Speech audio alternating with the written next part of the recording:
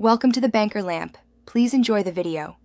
You begin by ensuring Python 3. X is installed and on your path so VS Code can find it.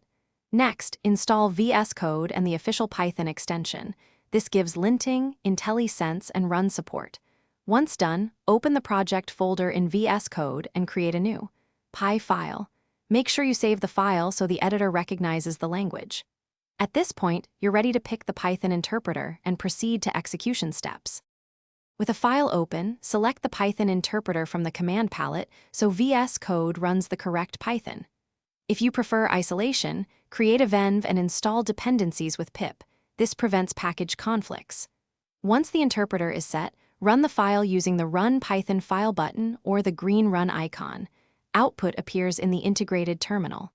For step-by-step checks, open the debug pane, add breakpoints, and start debugging to inspect variables and flow, while execution pauses at your breakpoints. To finish, verify program output in the integrated terminal or debug console and confirm the exit code is as expected.